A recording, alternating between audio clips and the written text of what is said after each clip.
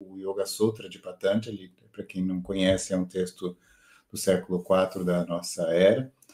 É o primeiro tratado sistemático de meditação, né, de yoga quanto prática meditativa, que nós temos em língua sânscrita. E ele explica que yoga é a suspensão das atividades da mente, e vai dizer, então, que a yoga é sinônimo de samadhi.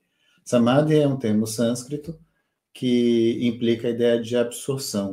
Um estado de absorção é justamente esse estado onde não há a mente, onde a mente não está funcionando, mas existe algum tipo de consciência presente. O ato cognitivo não está presente, mas a consciência pulsante ali está presente. Então, não está dirigido a nenhum objeto específico, não está dirigido a um pensamento, não está dirigido a um conceito, não está dirigido nem a si mesmo, está simplesmente presente, existindo enquanto consciência. E ele diz que Samadhi, que é esse estado de absorção, ele é universal, ele está presente em todos os estados. Ele nunca está ausente. E é claro, né, se nunca está ausente, então o que nos impede de vivenciar isso? Aí ele diz, são os estados de agitação, os estados de torpor, os estados de dispersão, até mesmo o estado de concentração, que é utilizado como um meio para se alcançar o estado de absorção, o estado de concentração, de ekagrata, que significa ter foco em um único objeto, é o estado, então, que implica na passagem para esse estado. Essa ideia, né, primeiro, né, a gente precisa lembrar, né, que nenhum texto é autoridade absoluta, nenhuma obra é a escritura do yoga, há muitas coisas complexas em torno disso que nós podemos, né, pensar e entender, mas primeiro de tudo, qualquer tipo de relação de autoridade absoluta com um texto não faz sentido no yoga.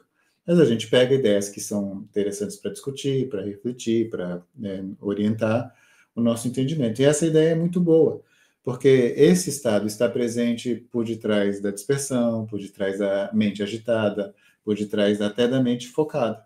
E quando nós falamos isso, nós estamos falando, então, de que há em nós um centro que está permanentemente presente, e esse centro, ele nunca, de maneira nenhuma, ele deixa de existir ou se ausenta. O que acontece é que os outros estados, né, eles acontecem como ruídos que não nos deixam ouvir esse silêncio, né, da voz de Deus que clama no deserto. Uia! Esse silêncio, ele é um silêncio que não é um silêncio por ausência, né? Ele é um silêncio de presença. E esse silêncio de presença da consciência pulsante em si mesma, sem a mente, ele precisa ser objeto da nossa mais profunda atenção, e com essa profunda atenção a gente aprende a ouvi-lo quando nós silenciamos a mente. Mas aí nós aprendemos também que ao ouvir aquele sonzinho distante que a gente não estava ouvindo, tipo, nós estamos aqui no mesmo ambiente, aí eu falo para você, tá ouvindo aquela música lá fora? Você não estava ouvindo. Mas a partir de um momento que nós silenciamos, você fala, é mesmo, está tocando. E aí nós podemos continuar a conversar, continuar a falar, que vamos continuar ouvindo.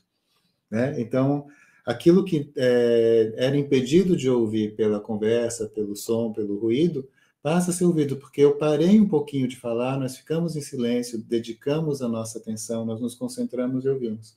E o momento da prática de yoga, o momento da prática de meditação é um pouco isso. É silenciar, aquietar, dar atenção para alguma outra realidade interior, e depois ela segue ecoando na nossa própria experiência, independentemente de estarmos preocupados, zangados, eufóricos ou qualquer outra coisa, aquele silêncio profundo do samadhi, da absorção, ele segue ecoando internamente, ele segue se mostrando internamente, e é uma espécie de guia interior. E que promove, a gente pode até colocar isso, né, fazer como uma analogia à nossa homeostase, que é o nosso equilíbrio interno. Né? Então, não que nós não vamos sair do nosso prumo, mas nós vamos sair menos né? E uma coisa que me chamou bastante atenção, né, essa semana, e na verdade chama bastante no meu dia a dia, né? Aqui são pessoas que vão começar a praticar yoga e trazem, né, a questão de qual é o pré-requisito, eu não consigo fazer os asanas, eu não consigo fechar o olho, ou, enfim, não tenho flexibilidade, não tenho força.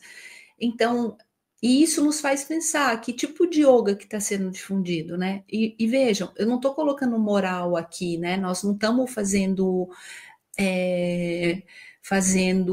colocação, para ser fina, tá, gente? Colocação de regras, né? Mas o ditado é outro, e eu queria ter falado a outra coisa, claro. Então, não é isso que nós estamos fazendo aqui, né? Cada um vai descobrir a sua maneira, né? O seu ponto ideal para praticar yoga.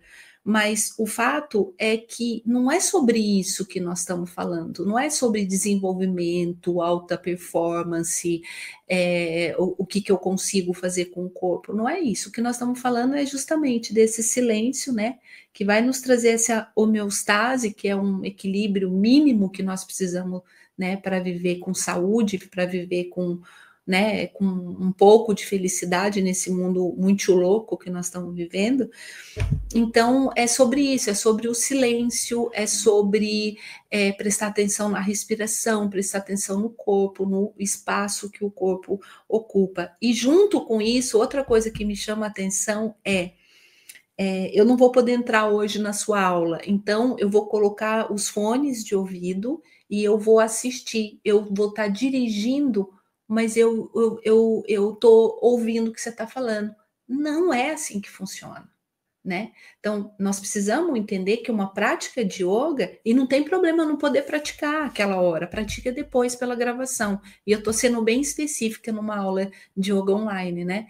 Então, assim, quando nós colocamos os fones e estamos lá só assistindo a professora dando aula, ou o professor, e os alunos praticando, isso faz com que tenha uma quebra, né, desse ritual. Isso atrapalha não só os alunos e as alunas, mas atrapalha o professor, porque de novo a gente cai na ideia de não dualidade. Na hora que nós estamos ali praticando, o aluno, o professor, o local, tanto faz, é tudo uma energia só, uma coisa só. Então não pode ir lá assistir, né? Não é uma coisa, não é uma performance que nós estamos ali demonstrando. Então, praticar yoga é igual parir e transar, né, gente? Precisa de privacidade, não é? Então, assim, eu acho bom o João quando diz que, né, numa aula de meditação, ele fala, pode todo mundo fechar, e a câmera que eu não quero olhar para a cara de ninguém meditando, não é? Então, assim, dessa privacidade que nós estamos falando, da privacidade e respeito ao ritual, que precisa ter começo, meio e fim. Então, também não cabe aquilo de dizer eu vou sair mais cedo, ou eu vou entrar 20 minutos atrasado, ou deixa a sala aberta que eu vou entrar num determinado ponto. Não é assim que funciona, né? Então, nós temos uma dinâmica ali onde todo mundo possa se sentir à vontade, seguro, para que possa fazer as próprias conexões.